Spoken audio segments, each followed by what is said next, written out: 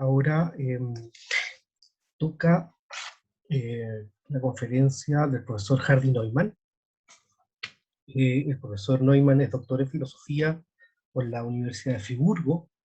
Actualmente es profesor titular y director del Instituto de Filosofía de la Pontificia Universidad Católica de Valparaíso. Sus líneas de investigación se centran en autores como Platón, Aristóteles, Leibniz, Kant, Hegel y Heidegger. Entre sus publicaciones cuentan Aristotelische und Kantische Anstoß in der subjektiven Konstituierung des Geistes bei Hegel, en torno a algunas consecuencias de la interpretación heideggeriana de la mónada como representación en Leibniz, Hegel y la doble transformación del concepto de realidad sobre el trasfondo de la crítica de Kant al Inbegriff aller Realität, que es un texto que está por aparecer dentro de un conjunto mucho más grande de publicaciones. Nos va a presentar la conferencia titulada En torno a la angustia, reflexiones en torno a una disposición afectiva fundamental del Dasein. Bienvenido, profesor Neumann. Gracias, Francisco, gracias a todos los organizadores. Como dije, ¿habrá alguna posibilidad de compartir pantalla? Voy a ver si que ustedes me lo... Dame 2 segundos, Hardy. ¿Permiten? Hardy, no, ¿dónde ¿Ya? está? Aquí estás tú, te voy a poner... Ya, ahora podrías compartir. Ya, a ver.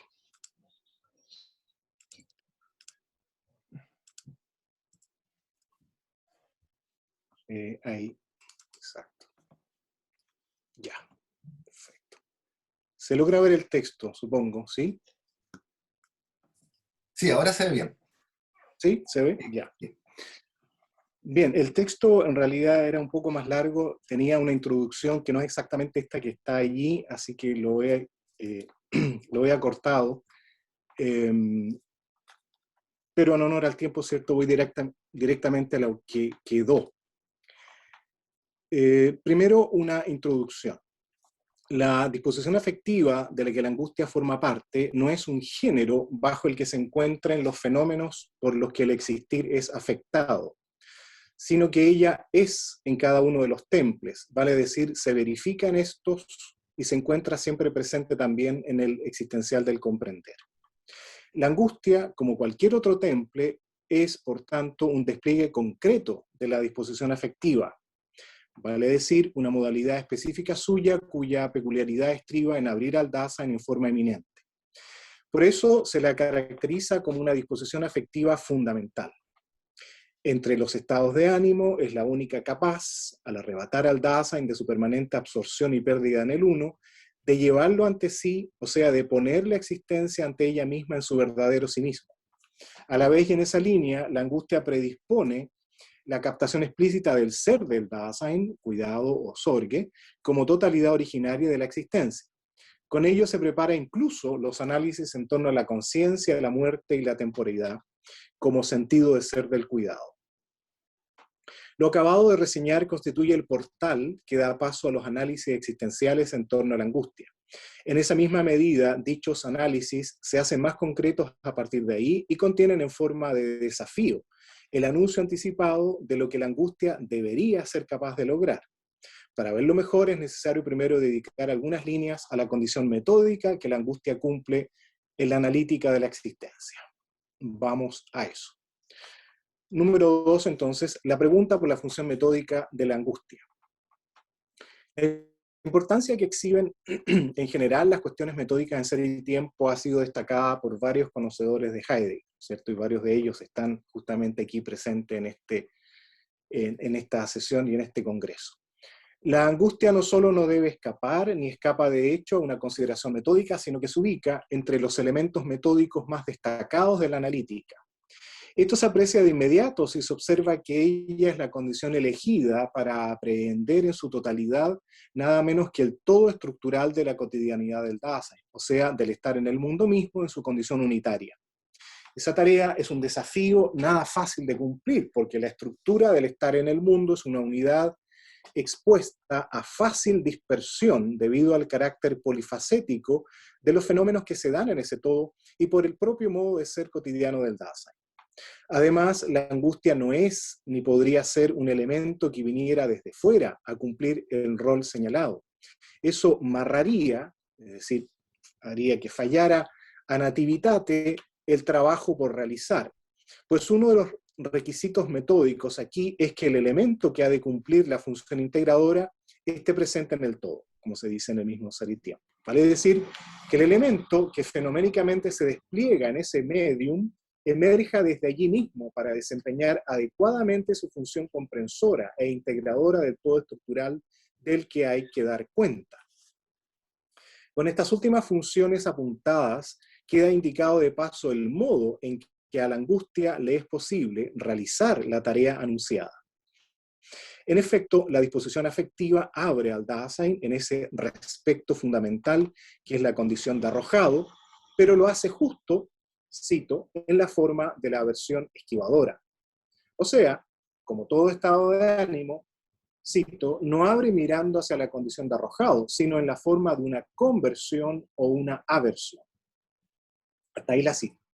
Pero su rendimiento no es la de un compartimento, estanco en el Dasein, sino que como un modo eminente de aperturidad, la angustia constituye a la vez una disposición afectiva fundamental que actúa a una con el comprender. La disposición afectiva y el comprender no transitan por carriles separados, sino que constituyen uno solo, en la medida en que son dos momentos de la I, o sea, de la aperturidad del Dasein mismo. Por esto, ya al momento de formular la pregunta si acaso hay en el Dasein una disposición afectiva capaz de dejarlo abierto en forma eminente, se califica a la disposición afectiva que se busca justo como disposición afectiva comprensora. Eso rayado es mío. Pero aún en el ámbito de las cuestiones metódicas referidas a la angustia, hay algo más, y no despreciado. Por lo señalado, pareciera que la angustia quedara suficientemente asegurada como elemento idóneo para el tipo de aprehensión totalizante que se pretende, al menos como punto de partida genuino del análisis. Esta circunstancia parece quedar abonada incluso por el hecho de que es signo de apego fiel a lo fenoménico el que el análisis de la angustia tenga como punto de partida el fenómeno de la caída. Que la disposición afectiva, cito, abre al Dasein en su condición de arrojado y lo hace inmediata y regularmente en la forma de la aversión esquivadora, cierre comillas, es en efecto nada menos que el primer carácter ontológico esencial de la disposición afectiva. La aversión esquivadora, Abweichen de Abkehr, es una modalidad de concreción de la huida en la cotidianidad media.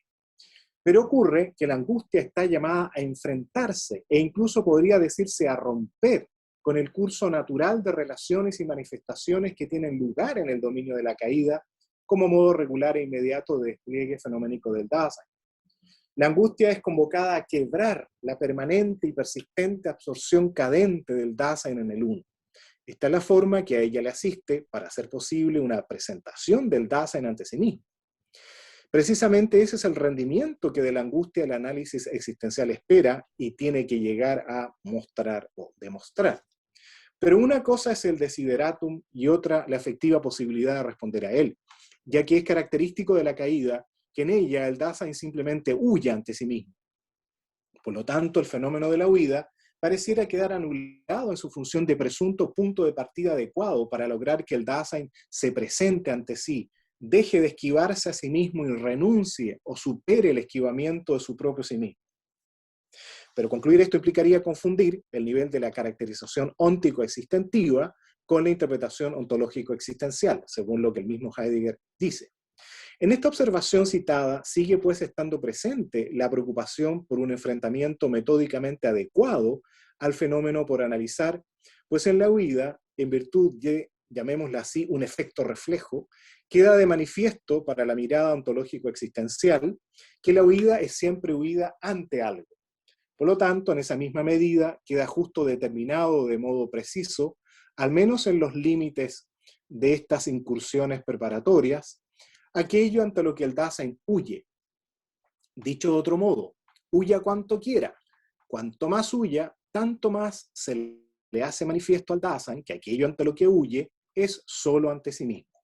En el mismo acto de huida, el Dasein termina, en definitiva, persiguiéndose a sí mismo.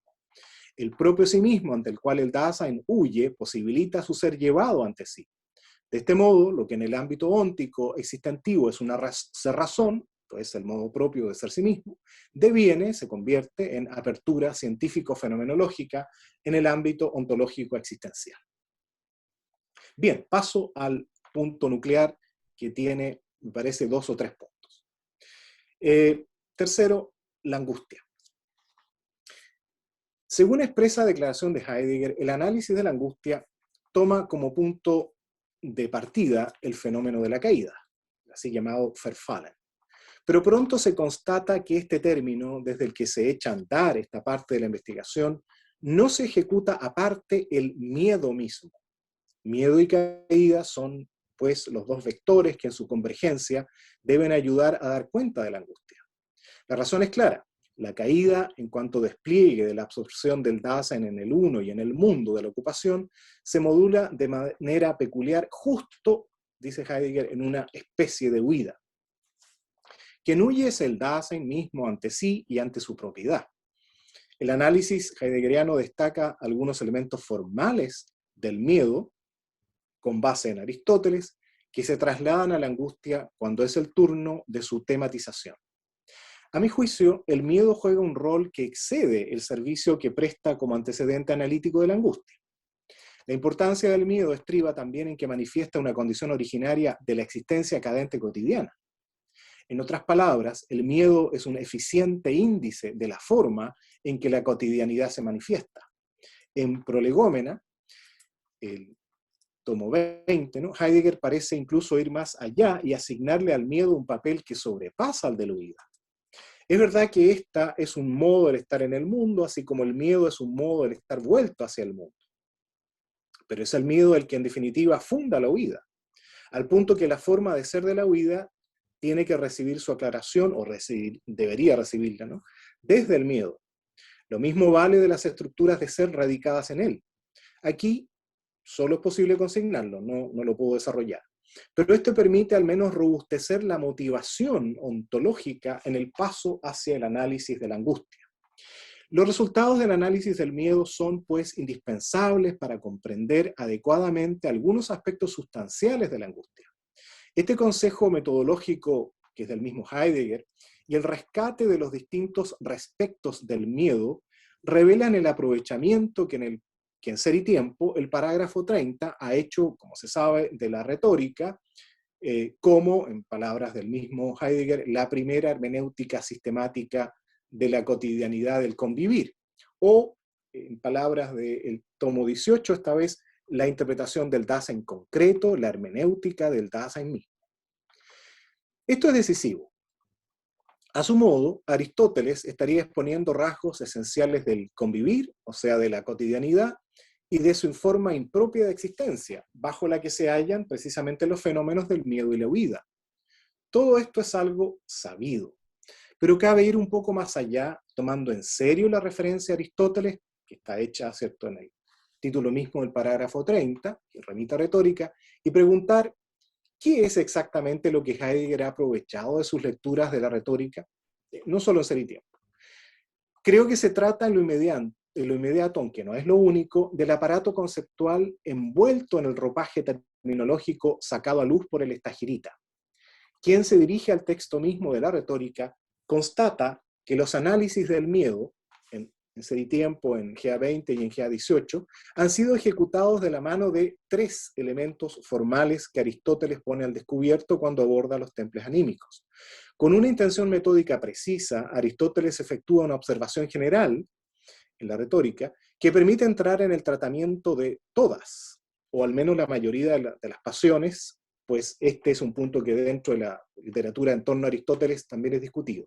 ¿Y cuál es esa observación general? La emoción se provocaría solo cuando concurren los 3 momentos de la misma. Y vamos a reseñar brevemente esos elementos. A. Los respectos aristotélicos, su recuperación y formalización. Una vez ofrecida una definición de las pasiones, tapace, Aristóteles distingue en ella 3 aspectos. a saber, los sujetos o cosas ante los que ocurre la pasión, tisin o tinaz, hay otras expresiones también, por qué o con qué ocasión, epipoiois, ella sobreviene, y finalmente el estado o disposición en que se encuentran los que experimentan la pasión, pos de diakeimen, o bien otro uso alternativo, pos ejontes. Al integrar el texto aristotélico a su reflexión, Heidegger hace dos cosas a la vez. Formaliza aún más este triple respecto y reinterpreta su significación dotándolo ahora con determinaciones propias de la analítica existencial. Lleva agua hacia su propio molino, por así decirlo. Así, el primer aspecto aristotélico resulta en el antequé del miedo, das Bevor der Furcht, lo temible. Tal es un ente que tiene el modo de ser de lo a la mano, de lo que está ahí o de la coexistencia, en términos del mismo Heidegger. El segundo momento aristotélico se convierte en, cito, el tener miedo mismo o en cuanto tal, das Fürchten selbst, que se identifica con el dejarse afectar que libera lo amenazante, también en terminología heideggeriana. Y finalmente el tercer momento se reproduce ahora como aquello por lo que, das Warum, el miedo teme y se corresponde con, según Heidegger, el ente mismo que tiene miedo. Baste con esto por ahora. La forma en que la angustia se presenta, para volver a ella, dará ocasión para integrar algunos otros momentos que en último término también tienen su origen en el Stagirita. Este resumen de lo ganado en el parágrafo 30 destaca la proximidad con Aristóteles, pero al mismo tiempo verifica la desaparición paulatina de la plantilla utilizada, en este caso la retórica. Como indica Figal, los textos aristotélicos son redibujados, cito a Figal, mediante las líneas previamente dadas. Así, algunas líneas de pensamiento se acentúan, pero a la vez el complejo tejido del mismo, tal como ella se halla en Aristóteles, retrocede, se hace difuso e irreconocible. Hasta ahí Figal. El respecto que con mayor frecuencia aparecerá es el término ya formalizado del antequé, pero como ocurría en Aristóteles, para que el fenómeno del miedo se dé completamente, se precisa de una actuación copulativa de los elementos requeridos. A saber, el antequé del miedo debe ser un ente intramundano, perjudicial, proveniente de una zona determinada, y cuya posibilidad de alcanzarnos, anunciada en la amenaza, podría finalmente no realizarse o pasar de largo. Ahora bien, en la huida, la base fenoménica es un retroceso, que también se podría traducir por repliegue o retracción, que manifiesta el esquivamiento y huida del Dasein ante él mismo, y que resulta en un darse la espalda a sí mismo. El retroceso que tiene allí lugar no es del tipo del miedo, porque la amenaza presente en este tiene su origen en un ente intramundano, mientras que en la caída del Dasein huye ante sí mismo. Pero en la huida acontece una situación que parece hacer estallar estas conclusiones intermedias, ya que en el plexo del temor o del miedo es el mismo repliegue o retroceso quien, cito, se vuelve hacia el ente intramundano absorbiéndose en él. Hasta ahí la cita. O sea, parece que en propiedad no surge allí miedo alguno, aunque sí una huida en que se experimenta una, invención mía, seducción cadente. En ese darse la espalda en la caída, el Dasein queda absorto en el ente intramundano, a diferencia de lo que ocurre en el miedo. En la caída, el Dasein retrocede ante él mismo. Ahora bien, poner de relieve esta circunstancia paradójica es importante porque permite comprender mejor el paso por el que Heidegger anuncia que aquello donde en definitiva se funda esa retracción o darse la espalda en el caso de la huida es la angustia. En virtud de ese anuncio, la analítica debe tomar otro carril. La angustia, que era ilustrada por el miedo, se convertirá en condición de posibilidad del miedo mismo. El miedo, que fungía hasta ahora como, para utilizar una expresión de Kant, ratio cognoscendi de la angustia, ha de ceder su lugar a esta como ratio essendi de aquel. Con todo, el fenómeno del miedo sigue actuando en el trasfondo, pero ya no es posible avanzar siguiendo la dirección de la secuencia argumentativa hasta aquí verificada.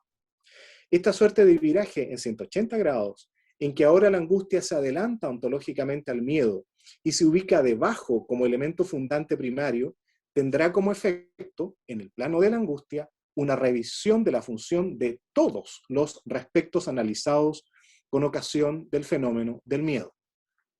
Pregunta, ¿cómo así? Veamos. La desaparición del mundo. Como se ha anticipado, en su análisis de la angustia, Heidegger incorpora también los elementos formales del miedo como operadores o indicadores intencionales respecto de los cuales el fenómeno se libera o desencadena. Pero hay una gran diferencia. Cito a Heidegger. El ante qué de la angustia, se dice ahora, es el estar en el mundo en cuanto tal. Hasta ahí la cita. Con ello se ve que aquí no opera y no puede operar un ente intramundano como desencadenante. Y no se trata de un fallo al interior de la condición intramundana también posible. Esos fallos también son posibles. En el caso de la intramundaneidad, el correlato intencional era siempre un ente perjudicial, como tal amenazante. Aquí esa presencia es imposible porque nos hallamos ahora en un nivel de estructura total destacada por el en cuanto tal de aquello ante lo que la angustia se desata y que se ha dicho es el estar en el mundo. ¿En qué sentido hay que tomar este estar en el mundo ante el que la angustia se desencadena? Obviamente, no como situación geométrico-espacial del estar. Aquí, ¿cierto? Hay varios que nos han hablado estupendamente de todo eso ya, por lo tanto lo podemos tener en el trasfondo, nos sirve también para comprender mejor. Entonces, no así, sino como marco estructural puesto al descubierto a lo largo de lo hasta aquí analizado en Ser y Tiempo. El Bofoa o ante qué de la angustia no es ni puede ser un ente intramundano, sino aquello que constituye al Dasein, el estar en el mundo mismo. Ampliemos esto preguntando por qué el ante qué de la angustia no puede tener como correlato un ente intramundano. El ante qué de la angustia no puede ser alguno o algunos de los entes intramundanos porque, por así decirlo, estos desaparecen. Al desaparecer el escenario, entre comillas, el ámbito, el medium en que ellos se dan, o sea, en que ellos tienen sentido. Pierden relevancia, y pierden relevancia no en el sentido de que sean ahora menos relevantes, sino porque desaparecen totalmente del horizonte en el que podrían convertirse en perjudiciales. De ahí que el ante qué, operando en la angustia, no puede hallarse en condición respectiva. La totalidad respeccional, la Bewandtnis, Ganzheit, y con ella el mundo entero, como solemos decir, se nos viene abajo. Ya no opera, no solo porque la Bewandtnis, o sea, la condición respectiva misma, no es ningún ente, sino porque su determinación desde la totalidad respeccional queda en la angustia universalmente desconectada. En otras palabras, desconectar la totalidad respeccional implica que todo el dominio de la Bewandtnis se desmorona o hunde en sí mismo. Ahora bien, esta parece, una respuesta rápida y fácil. Pero el asunto es más retruécano de lo que aparenta. Podría esperarse más bien una situación inversa a la indicada. Esto es, que al desaparecer los respectos que provenientes del miedo se anulan en la angustia, no solo no surjan, sino que no queden ya, por así decirlo, razones para angustiarse. Pero esta alternativa está excesivamente lucubrada o excogitada. En verdad, en el nivel del planteamiento puro de la cuestión, los respectos formales siguen teniendo sentido, precisamente como operadores interrogativos, pero ya no tienen un correlato que podría satisfacer lo que la pregunta formula. Así puedo, inicialmente al menos, preguntar ¿ante qué se angustia la angustia? ¿Por qué la angustia se angustia? O incluso inquirir por la disposición en que la angustia ocurre, recuperando siempre, ¿cierto?, los respectos aristotélicos. Pero cuando intento ejecutar las identificaciones del caso, si se es fiel a la materia fenoménica que sirve de base, se constata que esos elementos que buscaban llenarse de contenido en la respuesta permanecen en una significación vacía, porque no hay ya ámbito para la significación. El piso mismo para alcanzar algún sentido en la respuesta se ha venido abajo. Pero como efecto final de esta pérdida de significancia del mundo y de la significatividad, se halla precisamente la indeterminación. La imposibilidad de determinar aquello que angustia se convierte en lo angustiante mismo. pues nuestro desempeño cotidiano supone el mundo y el plexo de significaciones que en él tienen lugar, uno de cuyos caracteres fundamentales es precisamente el de una familiaridad originaria. El Dasein estaba allí en su elemento. Ese elemento le es arrebatado en la angustia. Y cito a Heidegger como pequeña conclusión parcial de esta parte. La angustia le quita al Dasein la posibilidad de comprenderse a sí mismo en forma cadente a partir del mundo y a partir del estado interpretativo público. Arroja al Dasein de vuelta hacia aquello por lo que él se angustia hacia su propio poder estar en el mundo. Hasta ahí la cita. Pese a su nombre, la angustia no tendría en absoluto lugar si no siguiera estando presente en ella lo amenazante mismo, aunque en un estado y en un estadio diversos al del rendimiento usual de éste en la condición respectiva. Sin embargo, en una segunda mirada, sin embargo, incluso aquí la presencia de lo amenazante pareciera ser en la angustia un elemento inventado, artificioso, sin ninguna realidad. Lo que se comprueba cuando una vez desaparecida la angustia, se dice, en verdad no era nada. Sin embargo, en una segunda mirada se verifica precisamente que lo que se muestra amenazante es el en ninguna parte mismo de lo amenazante, o como dice Heidegger, que lo amenazante no esté en ninguna parte. Si antes atendíamos a lo que desaparece, ahora atendemos al resultado de ese esfumarse del mundo. El poder de lo amenazante que cobra presencia en la angustia es más fuerte que el poder de amenaza que brota de un ente perjudicial en el miedo. En el miedo, al menos sabemos a qué enfrentarnos. Por aquello a que nos enfrentamos, lo que está contenido en esta fórmula, no hay que entender siempre un ente perjudicial. Puede tratarse también, como finamente decía Aristóteles, de los signos de lo temible. ¿Y por qué? Porque el signo adelanta la presencia de lo que en cuanto dañino amenaza. El signo aquí no es propiamente signo del objeto que amenaza, sino de lo amenazante del objeto. O como dice el mismo Aristóteles en virtud del signo, parece cerca lo temible. En Jus gar feinetai tofoveron. Los signos hacen que, aunque lo temible no se haga presente aún en persona, esa su presencia quede preanunciada. A través de los signos, el daño que tememos nos pone en sobreaviso. Y queda así de paso perfilada la figura del peligro qua peligro, a saber, como la proximidad de lo temible. Tutogar est kyndenos foveru plesiasmos.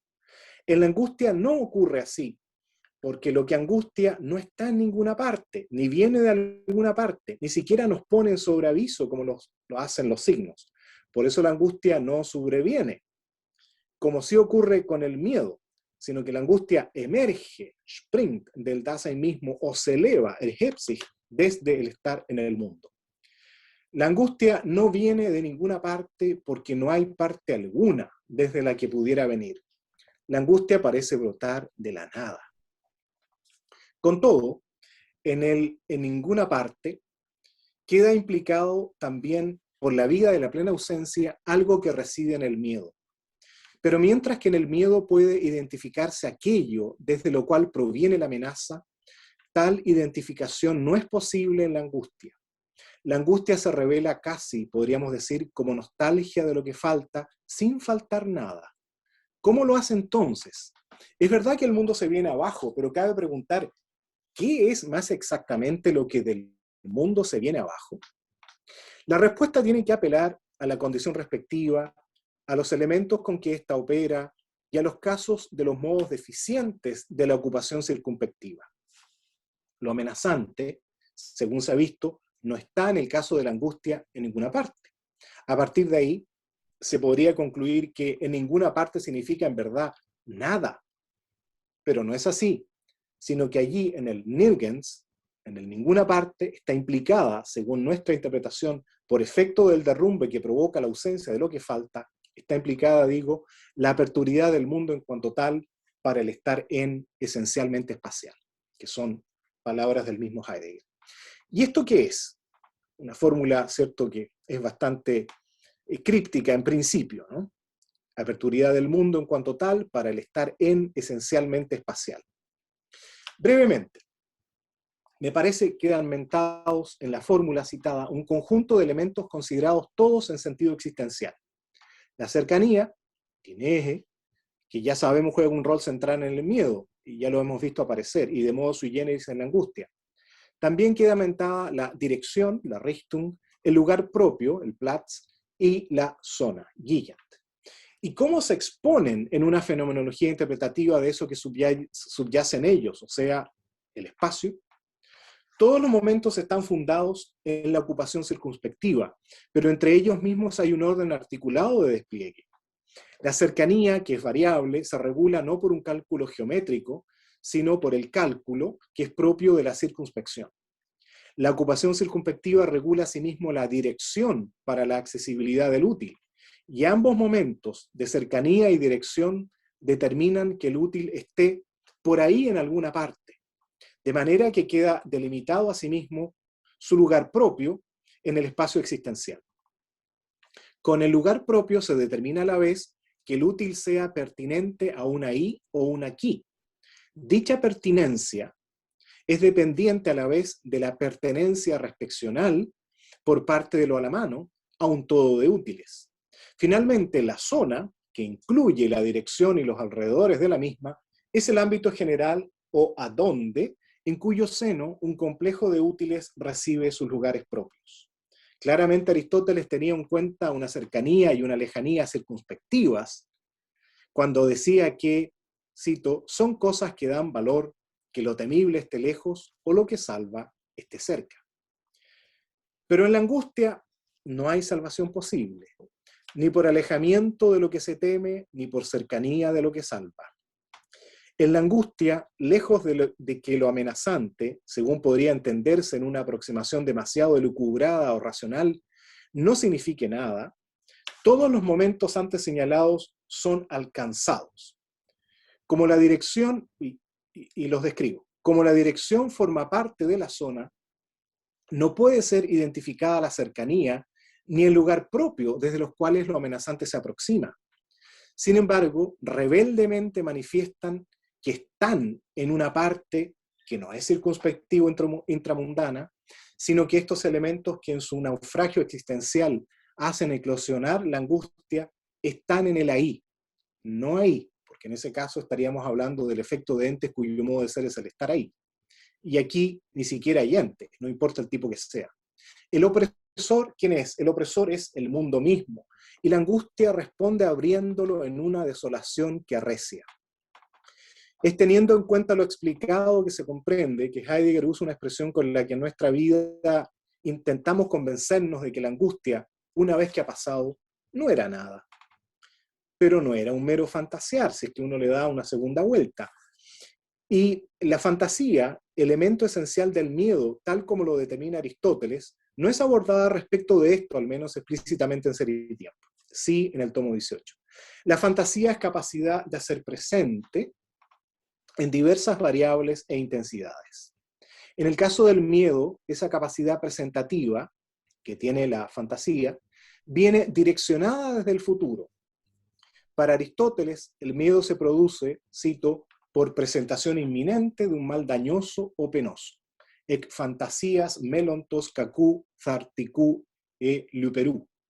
El verbo melo, correspondiente a este participio, melontos, alude a una fuerte probabilidad o inminencia de que algo ocurra, en este caso un mal. Y esto es crucial. Un mal lejano no provoca temor. La cercanía es por tanto un momento indispensable en el sentir miedo. Con expresión heideggeriana avant la lettre, que adelanta los análisis de la muerte impropia, Aristóteles dice, lo que está muy lejos no se teme, pues todos saben que van a morir, pero como no está cerca, no se preocupan. Los elementos de la espacialidad que al Dasein le corresponden, y con esto termino, como espacialidad de lo a la mano dentro del mundo, se trasladan con un mutatis mutandis absoluto a la angustia. Pero en esta no solo ya no es determinable de hecho el lugar propio, la dirección, ni la zona de proveniencia de lo amenazante que angustia, sino que no cabe de derecho una determinación tal. Esto se debe a que el dominio fenoménico en que nos movemos en la angustia trasciende todo respecto determinativo intencional y de contenido que sí era posible en el caso del temor. Dicho de una forma muy concisa, en el miedo, aunque suene paradójico y contrafáctico, la amenaza, lo perjudicial, lo peligroso, etc., al igual que lo confiable, lo beneficioso y lo seguro, son del círculo de nuestra familiaridad. En la angustia es la familiaridad misma la que desaparece porque se derrumba la condición misma de lo ónticamente familiar. Heidegger recuerda en el parágrafo 40 de Ser y Tiempo, que es el que trata de la angustia justamente, que una primera caracterización del estar en había quedado, él está mirando retrospectivamente, había quedado ofrecida por el habitar en, que resulta justo familiar. En su estar previamente a la mano, la zona misma se caracteriza por lo familiar que nos llama la atención. En determinaciones más afinadas, la familiaridad quedaba comprendida por la publicidad cotidiana del uno. En la angustia, la familiaridad se derrumba porque el estar mismo sigue existiendo, pero ya no está, o mejor, nada puede estar en él. Gracias.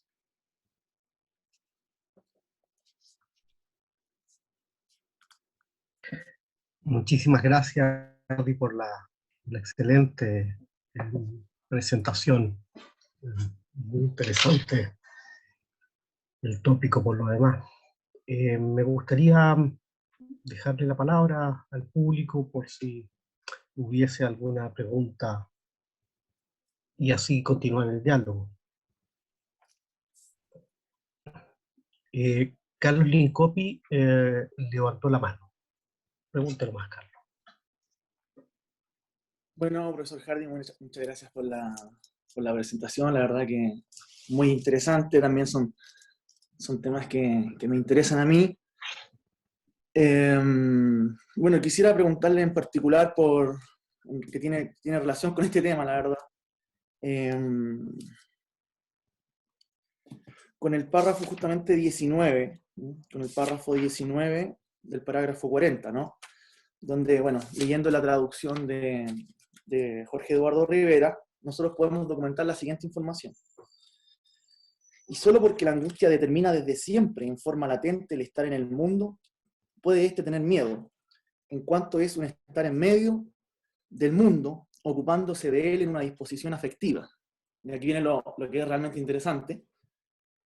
Miedo es angustia, caída en el mundo, angustia impropia y oculta en cuanto tal para sí misma, ¿no? Y en relación también a lo que se había dicho de este vínculo con la caída, que me parece que es correcto, quisiera también remitir a otro pasaje justamente al párrafo 9 del parágrafo 38, donde Heidegger dice: pero si es el Dasein mismo quien, en la habladuría y en el estado interpretativo público, se confiere a sí mismo la posibilidad de perderse en el uno, de caer en la carencia de fundamento, esto significa que el Dasein prepara para sí mismo la constante tentación de caer, ¿no? El estar en el mundo es en sí mismo tentador, ¿sí? Bueno, ¿por qué hago referencia a estos pasajes? Bueno, justamente porque me han provocado muchos dolores de cabeza, ¿no? Y me gustaría saber en qué sentido, ¿no? Y bueno, voy a ofrecer una posible interpretación para generar un posible diálogo. ¿En qué sentido uno puede decir que el miedo, ¿cierto? El miedo es angustia, ¿no? Pero una angustia tal que es opaca para sí misma, ¿no? Pienso que ahí uno podría captar la diferencia que hay entre una Befindlichkeit simplemente y una Grundbefindlichkeit, ¿no? ¿Por qué digo esto? Porque el miedo, y aquí creo que ese sería un punto de distancia quizás con la ponencia, es simplemente un ejemplo, ¿no? Un ejemplo muy bueno de un estado de ánimo, pero en realidad uno podría pensar en cualquier otro estado de ánimo, tal que cualquier otro estado de ánimo sea también angustia, pero opaca para sí mismo, ¿no? Porque es cierto que, por ejemplo, uno va al cine, ¿no? En donde ve películas que causan miedo, ciertamente, ¿no? Pero también va al cine uno, ¿cierto? Para poder ver cosas que le estimulen la alegría, ¿cierto? O diversos estados de ánimo, ¿no? Entonces, he pensado yo esta idea de angustia como Grundbefindlichkeit en el sentido de que la angustia sería un estado de ánimo fundamental, en el sentido de que es una condición de posibilidad para cualquier otro tipo de estado de ánimo, ¿no? Cuestión que se documentaría, ¿cierto? En el hecho de que en el tratamiento de la caída, Heidegger dice, ¿cierto?, que el Dasein se prepara a sí mismo para la caída, ¿no? Es decir, como si fuese un ser, ¿cierto?, eminentemente angustiado, ¿no? No es como si dijéramos que hay momentos, ¿cierto? Evidentemente hay momentos en los cuales se revela la angustia, ¿no? Pero parece ser que el punto es que el Dasein es estructuralmente angustiante, ¿no? Está estructuralmente angustiado y por esta razón, ¿cierto?, huye ante sí, ¿no? Es decir, su situación, ¿no?, su situación en cuanto a estar en el mundo, es una situación que está siempre en esta disposición, pero que busca opacarse, ¿no? Es decir, estructuralmente está en un estado de incertidumbre, ¿no?, de no estar en casa, como dice él, ¿cierto?, de un estado de inhospitalidad, pero que está buscando tranquilidad, ¿no? Tranquilidad que él no podría buscar, ¿cierto?, si no estuviera ya previamente angustiado, ¿no? Entonces, bueno, más que nada eso es una reflexión, no sé cómo vería ese punto, es un punto que, bueno, con el profesor Avalo estuvimos ahí discutiendo prácticamente un semestre entero sin llegar a buen puerto, ¿no? Como suele. Gracias, Carlos, por todas esas interesantes reflexiones. Y yo no voy a cerrar la discusión que ustedes han tenido, porque además no he estado en ella. Pero claro, me imagino a través de lo que tú has indicado la intensidad de esa misma discusión. A ver, sí, hay algunas cosas de entre las que tú has dicho con las cuales yo estoy de acuerdo. Pero partiendo por lo último que has señalado, tú has dicho que de alguna manera podría llegar a pensarse que el Dasein es algo así como esencialmente angustiante o vive angustiado en el sentido de que forma parte esencial, ¿cierto? Dado que esta es una disposición afectiva eminente, esto caracterizaría, en el sentido fuerte de la palabra, ¿no? Sería una impronta, un sello existencial relevante en el Dasein. Pero yo diría que hay que tener cuidado con eso porque en el párrafo 20, que sigue el que tú citaste, Heidegger dice que la verdadera angustia es infrecuente. La verdadera angustia es infrecuente. Entonces, distingue entre Angst y Ängstlichkeit, que es una forma, digamos, digamos que la Ängstlichkeit es algo así como suertes de estados ansiosos en los cuales nos encontramos a veces. Por ejemplo, yo creo que algo de eso hay en la situación en la cual estamos viviendo, en la situación de pandemia. Pero yo creo que esta misma situación de pandemia no podríamos llevarla al punto en que digamos, ¿cierto?, que el mundo ha desaparecido, en el sentido, ¿cierto?, en que yo lo he expuesto aquí. Si a mí me apuraron un poco, yo diría que de alguna manera es cierto, ha desaparecido parte del mundo, es decir, o parte de de la condición respectiva, ¿no?, en la cual nos movemos. Nos estamos moviendo en condiciones respectivas más estrechas, por así decirlo. Entonces, volviendo al punto, ahí me distanciaría yo un poco de lo que tú dices como para llegar a sugerir, ¿cierto?, que a pesar de que la angustia sea una disposición afectiva eminente que abre al Dasein en forma eminente, el Dasein mismo sea eso en definitiva. No, yo creo que la eminencia, y Heidegger mismo lo dice, pero justamente es el desafío, por eso yo lo planteaba también en esos términos, en el inicio, la angustia está destinada a abrir al Dasein en su totalidad, ¿no?, al poder estar entero, a tratar de aprehender Fassen, ¿no?, de captar al Dasein en su totalidad. Y con eso, esa función, ¿cierto?, es distinta, o decir eso es distinto de afirmar que el Dasein sea, por esencia, un ente angustiado, digamos así. Ahora, en esa misma línea, tú hiciste también referencia al miedo, como yo también lo hice, ¿cierto?, en la ponencia, y citaste un texto que yo lo tengo por ahí también puesto, pero que, claro, aquí quedan muchos momentos por analizar, pero lo interesante del texto en el fondo es que, o de ese pasaje que tú citabas, es que confirma algo que el mismo Heidegger ha hecho antes ya y que yo he tratado de reproducir diciendo que en un momento, ¿cierto?, de la investigación hay una suerte de tensión, porque en el 30 analizó el miedo, y cuando comienza la angustia dice, bueno, para el análisis de la angustia no estamos sin nada, sino que partimos de alguna parte, y partimos justamente de aquello que se ganó en el miedo. ¿Y qué es lo que se ganó en el miedo? Y es la tesis que yo he querido presentar aquí, no tan novedosa tampoco, porque está también en el 30 y en el 40, los respectos que Heidegger ha tomado de Aristóteles mismo, pero que ahora los ha formalizado, ¿no? Y ya prácticamente ha desaparecido Aristóteles y queda nada más que el ante qué y el porqué del miedo, ¿cierto? Y un tercero. Y eso, y la cita, ¿cierto?, a la cual tú aludías, en el fondo está indicando que, claro, el miedo es un fenómeno fundado en la angustia, es decir, el miedo sirve cognitivamente para avanzar hacia el análisis de la angustia, pero cuando se avanza en el análisis de la angustia misma, se observa que ontológicamente aquello que funda al miedo es la angustia. Y claro, entonces eso le permite decir a Heidegger que miedo es angustia caída en el mundo, angustia impropia y oculta en cuanto tal para sí misma. Angustia impropia, porque al revés, la angustia en cuanto tal está llamada a presentar al Dasein ante sí mismo. Es como si viniera una voz, ¿no?, que nos dice, presente este señor ante sí mismo de una vez, deje de huir. O sea, preséntese ante su propiedad.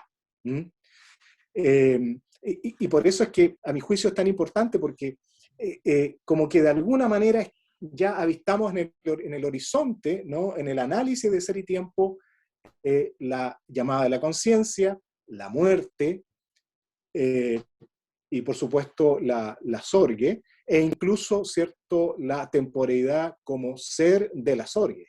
O sea, en ese sentido, tendencialmente es muy, muy importante. Ahora, no quiero quitar más tiempo, también quedó lo de la tentación, etcétera, pero creo que eso va en la línea justamente también de análisis anteriores que Heidegger va recuperando. A mí me gustaría incidir, dado que fue interpelado, pero no quiero dejar a alguien sin preguntar.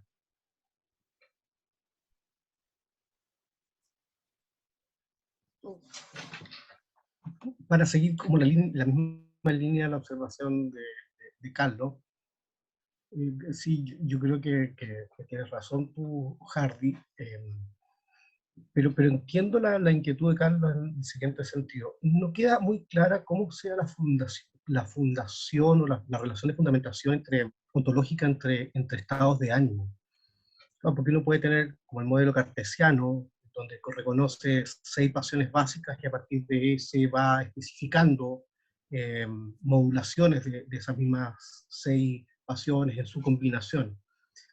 No creo que sea ese el modelo de Heidegger. Y la segunda pregunta es, pareciera que la forma en que lo que citaba Carlos, la forma en que se expresa Heidegger en esa cita a la que aludía Heidegger, parece dar Paulo al error de identificación de sentimientos o de estados de ánimo. Parece que uno podría describir algo como miedo, siendo que eso en realidad es angustia. Y esa es una tesis un poco rara, ¿no? Que uno pudiera equivocarse en la identificación del estado de ánimo que de hecho está teniendo. Sí. Bueno, Heidegger dice que, a ver, cuando él comienza los análisis de esto, a ver, lo primero que hay que indicar es que en esto Heidegger se ha servido, ¿cierto?, no solo de Aristóteles, sino de una larga tradición en la cual los estados de ánimo efectivamente han sido traídos a colación, han sido analizados, ¿no? Bueno, desde el mismo Aristóteles, luego, ¿cierto?, pasando por Agustín, Tomás de Aquino, Damasceno, Gregorio de Niza, en fin, y por supuesto Kierkegaard, ¿ya? pero cuando se refiere a eso también indica que, bueno, habitualmente solemos cometer justamente esa, o más bien establecemos una suerte de identidad entre miedo y angustia. Llamamos angustia a lo que es miedo y miedo a lo que es angustia. Incluso, y eso creo que lo podemos, digamos, conceder porque uno dice estoy angustiado, ¿no? Pero en realidad la angustia en un sentido fuerte, y no simplemente en la confusión de términos, eh, eh, es radical. Por eso es que él dice que es infrecuente, ¿no? Es radical. Pues yo intentaba, ¿cierto?, mostrar, bueno, con Heidegger mismo, de que el mundo entero justamente se viene abajo. Y al venirse abajo el mundo entero, de alguna manera el Dasein mismo se viene abajo. En el miedo, si es que claro, porque podría haber ahí también una confusión terminológica, en el miedo eso no acontece, porque por mucho miedo que tengamos, todavía sabemos en cierta forma a qué atenernos, no en el sentido de que, bueno, me aferro a algo y me puedo salvar, porque a lo mejor no me voy a salvar. Pero están los respectos que permiten comprender el fenómeno. Y creo que me parece que esa es la importancia que tiene la referencia a Aristóteles, ¿ya? De hecho, allá hay un pasaje, hay una parte, ¿cierto?, que yo no leí, pero, y que además estaba recién desarrollando, que es la cuestión del aislamiento, que es fundamental también en la angustia. O sea, la angustia aísla al Dasein. Eso no lo hace el miedo. E incluso, dado que tú hiciste referencia a Descartes, el mismo Heidegger también, sin mencionar a Descartes, dice, no se trata del solus ipse, en el fondo el solus ipse cartesiano, le faltó decir ahí, ¿no? Porque no se trata aquí de un sujeto, como en Descartes, que a lo largo de la meditación primera, exactamente, ¿cierto?, va avanzando de tal manera que al final de esa meditación queda desconectado, ¿qué cosa? Lo que podríamos llamar el mundo. Pero el mundo, claro, no en sentido heideggeriano, pero más o menos, ¿no? O sea, en el fondo todo, o sea, la famosa duda universal e hiperbólica, todo queda puesto en epogé, en tela de juicio. Entonces, hay una coincidencia formal, nada más, entre el gesto cartesiano y el gesto heideggeriano. Pero lo que le falta justamente a Descartes, y ahí Heidegger no hace la crítica tan fuerte como sí lo hace en otras ocasiones, ¿no? ¿Qué le faltó a todos estos señores? Bueno, le faltó un análisis o una analítica existencial, le faltó un análisis del Dasein, etc. Y entender que el Dasein no es un solitario, no es un sujeto aislado, sino justamente es en y con el mundo, siempre. Sin embargo, aquí habla de aislamiento, ¿no? Die Angst vereinzelt. Entonces eso es muy interesante, porque digo, hay coincidencia formal, pero las bases para esa coincidencia formal no nos permiten avanzar más allá, sino que allí hay un aislamiento que se produce en la angustia, en que el Dasein mismo, por su estar en el mundo, queda también él mismo absolutamente aislado. Muchas gracias, Javi. ¿Alguna otra pregunta, observación o comentario? Yo sé que me pasé un poquitito en el tiempo, porque, así que me tomé un poco de eso. No hay ningún problema. Francisco de Lara, que le pregunta. Claro, y muy buena, te agradezco mucho y muy interesante. Además, te ha permitido mucha finura ver, ¿verdad?, los distintos aspectos que están implicados en este fundamental y compleja disposición afectiva. Para recuperar lo que decía al principio Carlos, solamente un tema que a mí me quedó como, ¿y qué pasa con esto?, ¿no? Como, para ver cómo lo ves tú, que es el tema de la culpa. Cuando surge el tema de la culpa, que atestigua la posibilidad del ser propio, ¿verdad? Justamente soy culpable en el cierto sentido porque ya siempre sabía de alguna manera que tenía que hacerme cargo de mi propio estar siendo, y por ende habría ahí algo así como una protoangustia, por decirlo así, que es de la que huyo, que claramente no es la angustia que cuando se manifiesta ya no me deja más, no tengo con qué seguir huyendo, digamos, ¿no? Porque evidentemente no me puedo ocupar de nada. Pero no sé si recupero bien lo que Carlos estaba pensando al principio cuando traigo a colación ese momento donde digo, pero claro, lo que se atestigua ahí es que soy culpable, es decir, que de alguna manera siempre parece que estaba ahí. Pero no lo sé, o sea, lo pongo ahí como para ver cómo lo ves tú. Sí, gracias Francisco, sí. Yo no me atrevería, tendría que pensarlo más, ¿no? A, a aceptar esta posibilidad que tú me has dado de buenas a primeras, es decir, la posibilidad de hablar de algo así como una protoangustia. Lo que yo, lo que yo pienso es que, a ver, creo que hay que ir un poco más atrás. Estos análisis son muy, muy fregados, muy difíciles, y son muy difíciles de comprenderlos. Todos hemos tenido la experiencia con estos pasajes, ¿no? Por eso yo decía que se trata de algo retruécano. Porque uno tiende a pensar de la forma en que usualmente piensa, ¿no? En tener las cosas más o menos ordenadas y en un cierto movimiento de desplazamiento, etc. Pero aquí Heidegger va, por así decirlo, al menos haciendo dos movimientos en uno. E incluso más si es que integramos la cuestión del miedo, y mucho más si integramos la cuestión de la caída, y más aún si integramos la cuestión de la culpa. Yo creo que, si bien me parece, no se puede hablar de una suerte de pre-angustia o proto-angustia, ¿no? Lo que el análisis muestra, justamente en la escapatoria misma, en la huida del Dasein, en su vida cotidiana, en su cotidianidad, es que él no puede, no puede, a ver, o sea, sí puede, pero en principio cabe la posibilidad de una detención en ese huir permanentemente. Es decir, el huir permanentemente de alguna manera muestra ya que hay algo ante lo cual él huye, y que es ante sí mismo. Y entonces, en ese algo ante lo cual él huye, yo diría, ahí podríamos ubicar eso que tú has sugerido como una suerte de proto-angustia, ¿ya? De hecho, una vez que casi ya finalizando los pasajes, ¿no?, de este análisis, que es bastante largo, el 40, cuando ya, cierto, bueno, el Dasein está aislado, ¿qué es lo que dice Heidegger? Ahora resulta fenoménicamente visible ante qué huye la caída en tanto que huida. No huye ante un ente intramundano, sino precisamente hacia él. O sea, en la vida cotidiana nos metemos más a fondo todavía en la cuestión. Bueno, pero por reflejo, por regolpe, no sé, contragolpe, por llamarlo así, eso muestra algo. O sea, ese fenómeno muestra algo.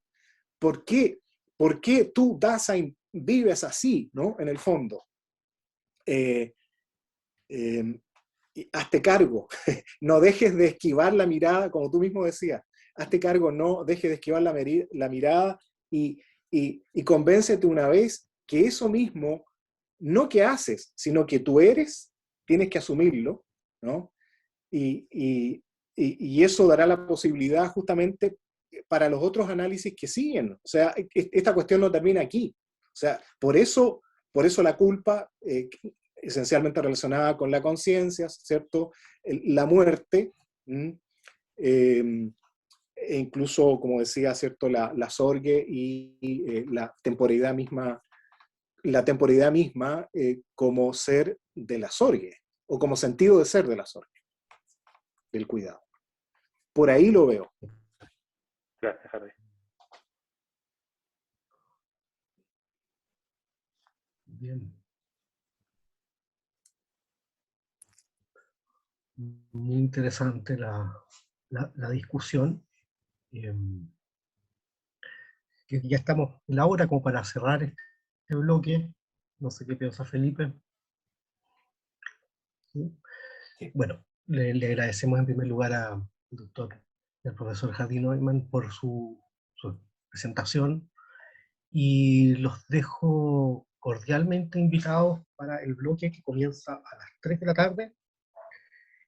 Vamos a tener la ponencia Aproximaciones a la meditación heideggeriana sobre la poesía, 1927, de Juan García, y luego Pedagogía para la existencia entre 1927 y 1930, de Esteban Lightgoe, si que pronuncio bien el apellido. Así que les agradezco la presencia en este bloque de la mañana, y nos vemos en la tarde. Perfecto. A la tarde. Nos vemos, que estén bien. Gracias. Entiendo que es el mismo enlace. Gracias por las exposiciones. Que estén bien. Gracias a ustedes.